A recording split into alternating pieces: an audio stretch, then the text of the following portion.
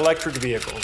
Some people love them, some people hate them, but they're one of the lowest cost forms of clean energy storage. In today's video, we're going to be talking about a technology that allows you to use your electric vehicle as a backup battery for your home. And make sure that you watch till the end because I've got an exciting announcement about the new Solar Surge app. The smarter way to go solar.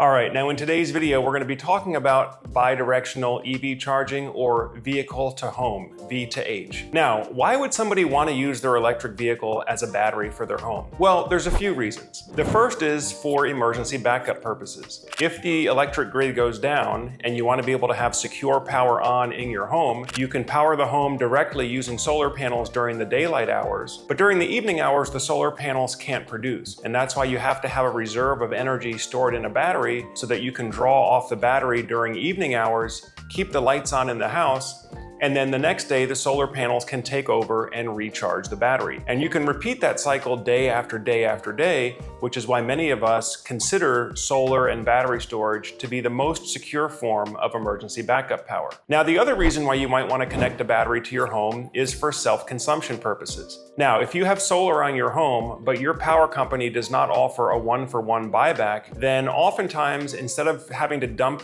extra solar power to your power company at a discounted rate, it makes more sense for you financially to just charge your extra energy into a battery and then again, run the home off of battery power during the evening and then let the solar panels recharge the battery the next day. That way you don't have to worry about buying and selling back and forth with the power company or whatever price the power company might offer you. You simply run off solar during the day, charge your extra solar into a battery, then run the house off the battery during evening hours, and then recharge the battery the next day. Now, of course, the reason this is an issue now is because of what's going on in California with NEM 3.0.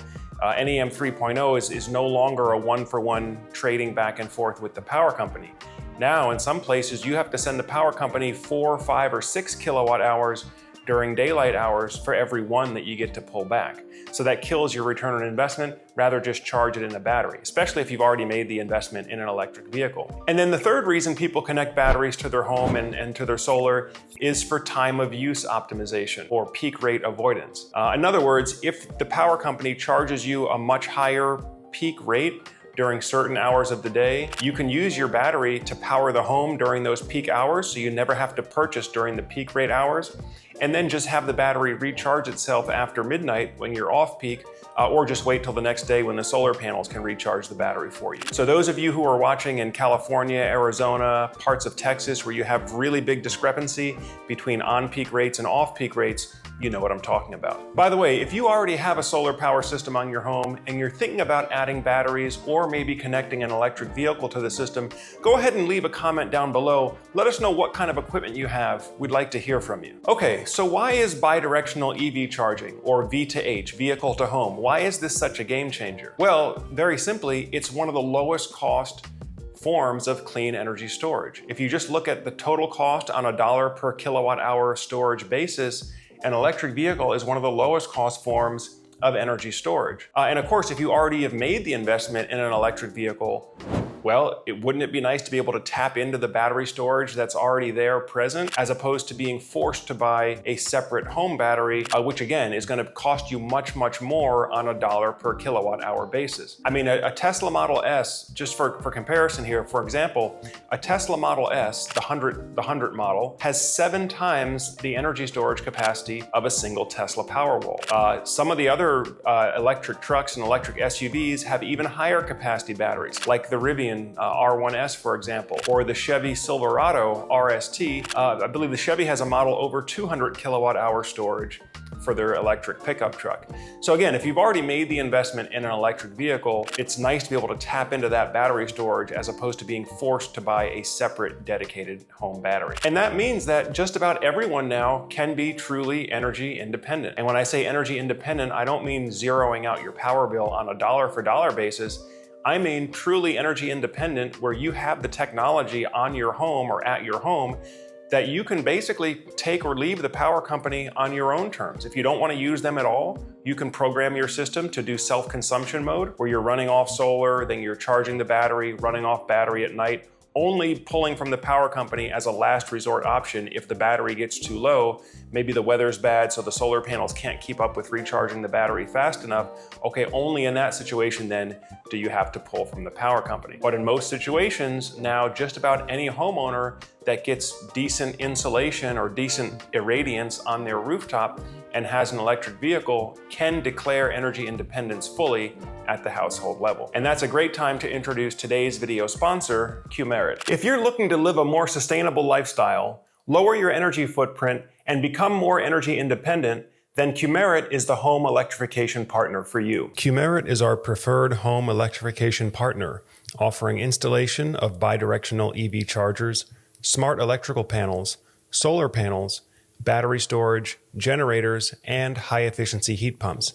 Many of our clients start with solar panels or electric vehicles, then progress to whole home electrification. So if you're serious about becoming energy independent, and you want to work with a qualified and trusted partner, then click the link in the description below so you can learn more about Powerhouse by Qmerit and get in touch with an installer right away. Thank you, Qmerit, for supporting the channel and for sponsoring today's video. Now, there are a number of brands of electric vehicle manufacturers that support V2H or bidirectional charging today. Of course, you've got the Tesla Cybertruck, you've got the Ford with the F-150 Lightning electric pickup truck, and then of course you also have General Motors with the electric Silverado. Now, a number of other auto manufacturers want to offer this capability, but the issue that we're dealing with right now, of course, is establishing standards.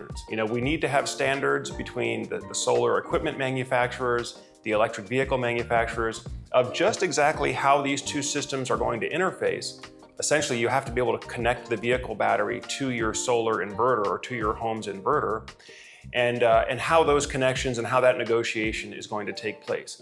What are the charge limits? What are the voltages that are going to be operating? And also there's a question of how much of the electric vehicle's battery capacity will the EV manufacturer allow the home or allow the solar system to use? You know, I could see the EV manufacturer making an argument that, well, let's say although I have 100 kilowatt hours of storage capacity in the vehicle battery, I'm only going to let the home system use half, because I don't want to lower the battery life because the home is cycling the battery too much. It lowers the battery life and then it could compromise the warranty. So these are the sorts of issues that we're working out right now, but the technology is here today. The technology is here today where you can plug your electric vehicle into your home, interface it with your home solar battery inverter system, and use it as an auxiliary power source for your home. And so once those standards are worked out, you're going to see a number of the other auto manufacturers being able to offer this functionality. Rivian's already announced it, Lucid's already announced it, a number of other electric vehicle manufacturers, as well as I would expect to see the entire Tesla fleet of electric vehicles, not just the Cybertruck, offer this technology as well. So this has been a discussion of bidirectional EV charging and vehicle to home, the new standard for backup batteries.